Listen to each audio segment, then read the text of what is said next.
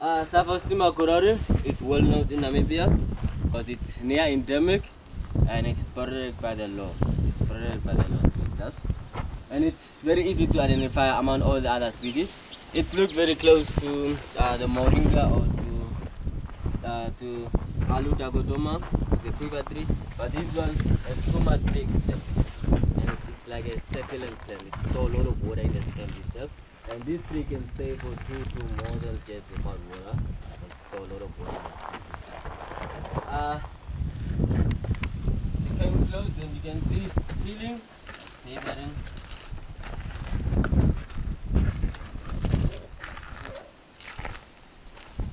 And when the first bag goes off, then it looks green. And when it's green like this, we usually take the sticks. If you make like this, there is a watering ladies who's coming out. Watering ladies. Now this one is used for the dredging of water. Maybe you are carded, then just have to stick with the stick, and then if the juice came out, then you just dredge direct on the water. You are carded or you have the water, and then it's here.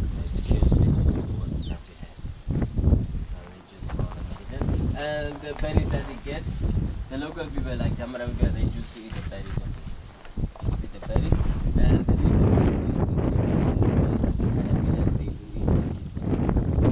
after the flowers, they eat the berries, and then after the berries, start the berries and leaves.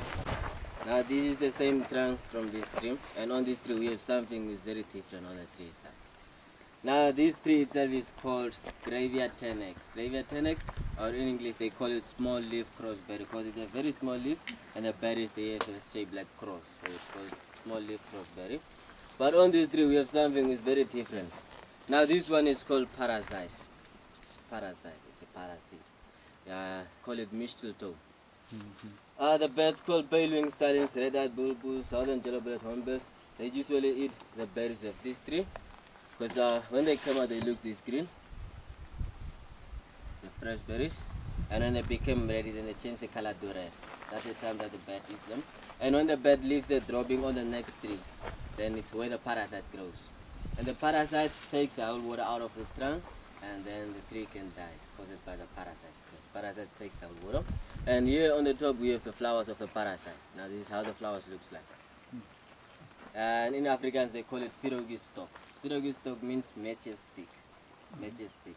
Because it can be, the matches sticks usually we find they are yellow on the body, brown or some colored on the head. And this one is red on the body and green on the head.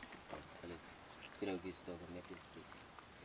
These parasites are eaten by games as well as the stock. They also like to eat the parasites. First of all, welcome to Small Bushman's Paradise. Small Bushman's Paradise. We have also the Bushman Paradise, but that's now at the east end of the Pollock Mountain. But many of the paintings at the Bushman Paradise are vandalized and damaged by the former visitors. And these are the paintings that you can see much more clear. These paintings has been done by the San people, San, or the Bushmen. San is a Naman word, which means the collectors of wild food. San means the collectors of wild food, and the Germans call them Bushmen, or the Europeans call them Bushmen. Why they call them Bushmen is they was hunter-gatherers and they was nomadic people. They didn't stay with one place for a long time because they have to follow the rain and the animal. And during their travel, they travel through the bushes to reach the next destination. So if they arrive at a place like this, now this overhang, it's provide good shelter to them. And they doesn't get a direct wind or even a direct sunlight, so they used to stay in the places like this, and they use a light case. And during their stay, they draw the paintings. And within this area, we have about 7 different sites where we find the Bushman paintings or the rock paintings. And the age of the paintings are dated between last 200 to 4,000 years ago. In last 200 to 4,000 years ago, they draw the paintings. Now that's the period that the Bushman was present in this area, or the sun was present in this area. We have the paintings within red brown, and we have the paintings within white.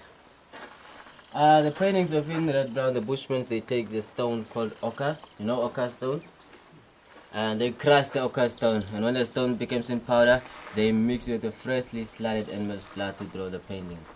And sometimes they use the end of the finger to draw the paintings within fine lines, as well as the bones of the animals, the feathers from ostrich and small birds, and even the porcupine quill that they was used to draw the paintings with. And here we have a two bushmen. So the two bushmen, both of them, they stand like this. And if they are going out for the hunting, they usually hide to get close to the animals. So they are down and they are on the way of hunting. And here we have a rhino. The rhino, giraffe, and the eland was a supernatural power animal to the bushmen. Because when the bushmen or the sun saw the rhino, they believe the rain is on the way. And the direction that the rhino face directs the next group where they can find the nearest water hole or a rock pool to get the water. And here we have the reigning bushman, and the one on the back is with its bow. And these are the hunters. If you come close, then you can see some of them, they carry their bows on the arrows, and they are on the way of hunting. The reigning bushman and the one on the back of it. Now the reigning bushman means that he's running after the animal. And before they're going out for the hunting, the bushmen, they usually poison their arrows with a plant called Ephobia virosa. That's not a poisonous tree, and they poison their arrow. And if they shoot the animal, then they run after it. When it falls, then they cut the place out where they shoot the animal. So this is the running one, and this is the hunter with the bow on the back, and these are the hunters on the way. Now they are on the way of hunting. Here we have a bushman, it's only the head, the arms and the body. We'll come back to it. And this is the elephant. See the whole body, no head, and only the trunk. And this bushman have a head, body, no arms, and the legs. And this bushman, the head belongs to the animal. It's like a lion which opens its mouth, and there is no arms, no body, but only the legs. And similar to this one, it's the same. The bushmen perform the dance called trance dance. Trance. Do you hear about trance dance? Trance dance. It's like a belief. It's a belief and a tradition that they perform. It's a way, if they're going out for the hunting, before they're going out for the hunting, then they have to perform the trance because they believe, it's a belief that they do.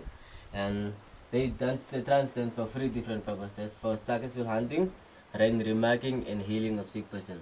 And when they perform the healing of sick person, the several bushmen, they dance in the circle with their singing songs, clapping hands, and radio sounds. And the shaman is the one who is healing the sick person in the group. Shaman is the sick person in the group.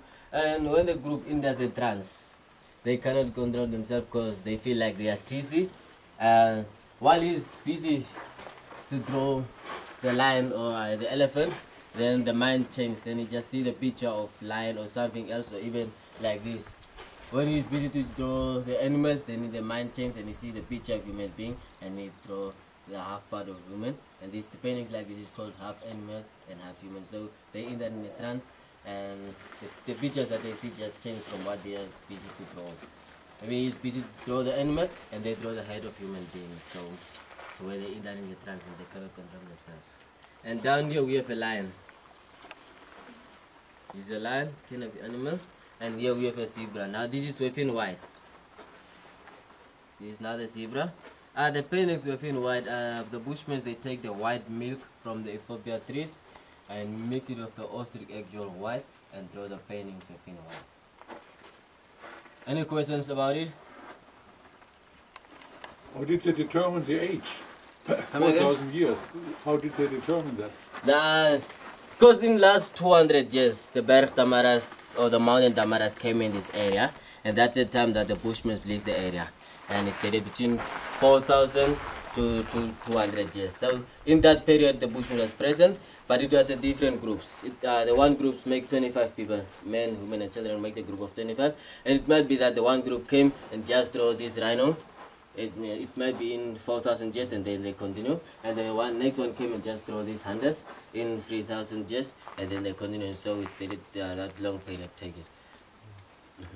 Do you know the actual age of individual bits then? Like, you don't know the age of that drawing or that drawing? No one knows the right age, but they take a period that the Berg Damaras came in and the period that the Bushmen came in. So that long distance that they take.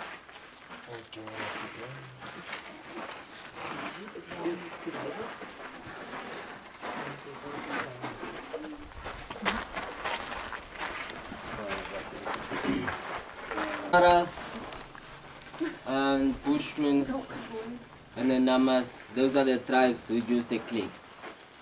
Those are the tribes who use the clicks in Namibia. We have also coders from South Africa, but they are from South Africa, they also use the click. But in Namibia, we have 3 different tribes who use the clicks. And Damaras and Namas, they use the same click, but the Bushmen, they have 7 clicks, and we as the Damaras and Namas, we have 4. Now, like this one, just like a 1, that's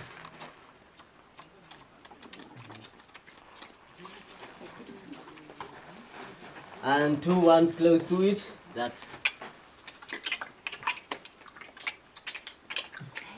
then you have the 1 and 2 ones across, that's now Nga, nga, nga. And the last one is just a 1 the point underneath. Nga, nga, nga, nga.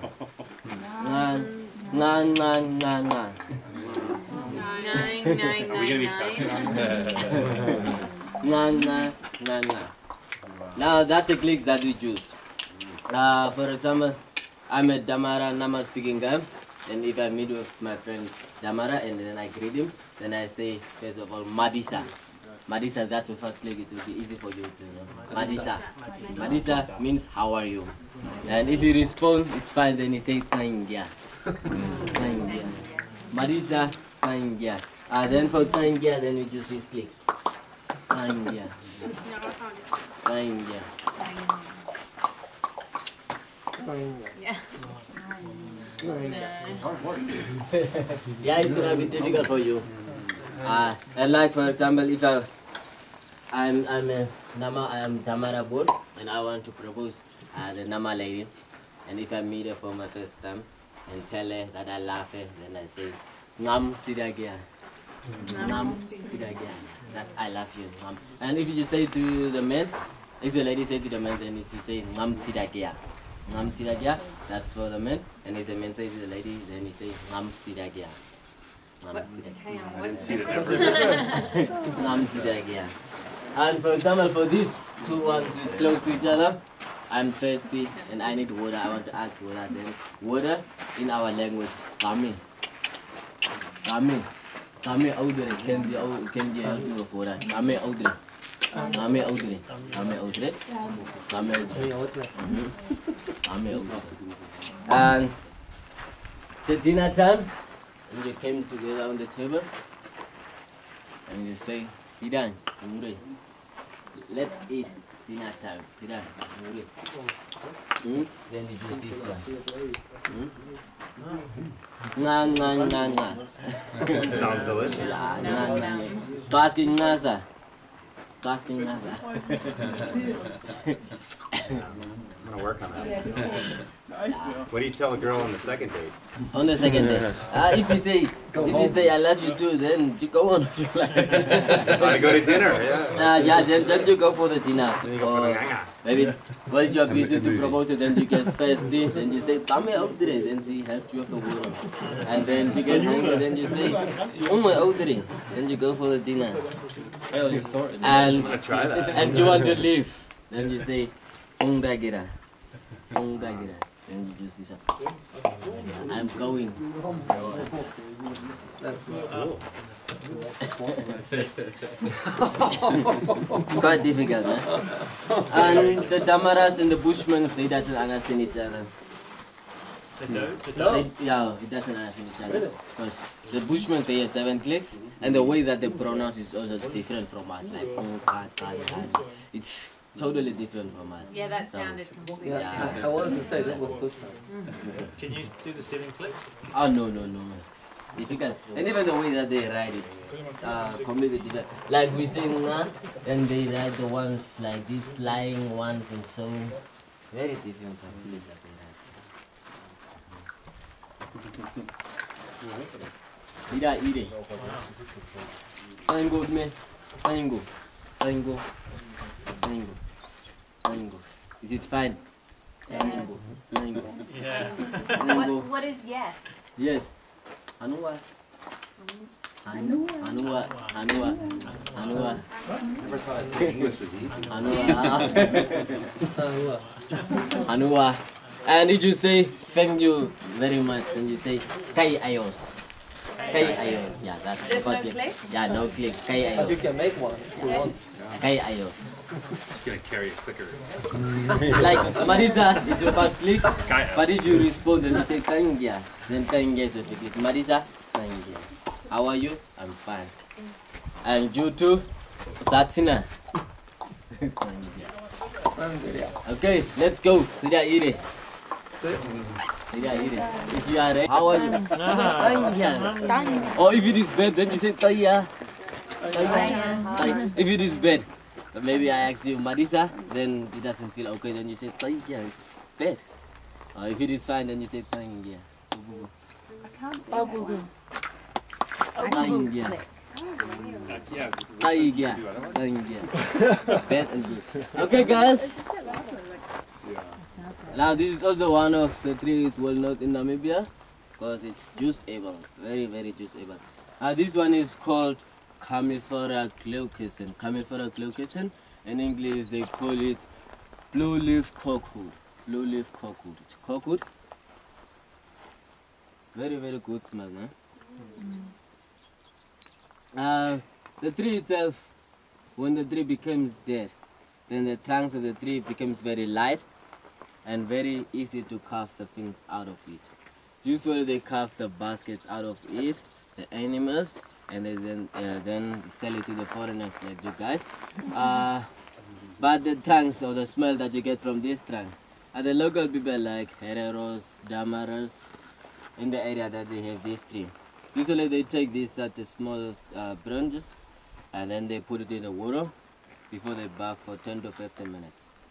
And after 10 to 15 minutes, because if you break them, you're gonna see the watering latex is coming out like on top of here. So if that watering latex dissolves in the water has that smell. And if they bath with the water, the smell remains on their body. So they was just like a perfume on the Camifera glaucison, blue leaf cockwood. Tango. These are the times that the ants are active. So this is the time that they collect the seeds, fruits, and so to store in their nest. In this area, we have the grass called Spitzkoppe damarana. It's a damara or Bushman oryx-tailed grass. Oryx-tailed. It's like if it is fresh, then it's a bushy tail on the top. Then it's called oryx-tailed grass. It carries the seeds on it, and when it becomes dry, then the seeds falls underneath the grass, and that's the time that the ants collect them and store in their nest. And then we have also the small plant which grows such as this, which is called wildman, and the ants they also collect those seeds and store it in their nest. And when the rain comes, then it gets wet inside, then they carry it out in large amount to let it dry. That's the time that the local people, the Damara people, collect this, and they collect it in large amount. Sometimes they put it in the big containers with water and just add the honey or the sugar and let it stand for 2 to 3 days. After 2 to 3 days, then they drink as a homemade beer, home brew.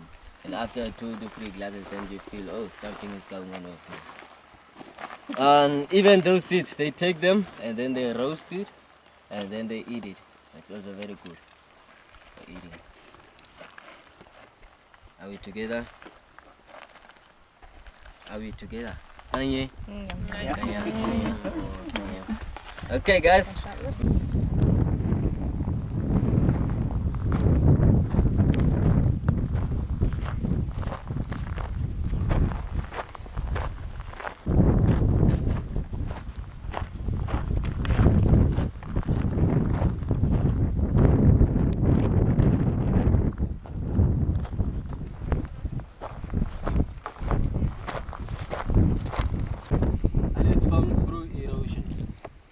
Caused by the wind and weather erosion. It's from this bridge. From the other side of the bridge, you can have a view to the Ponok Mountains, and from there you can have a view to the Spitzkoppe.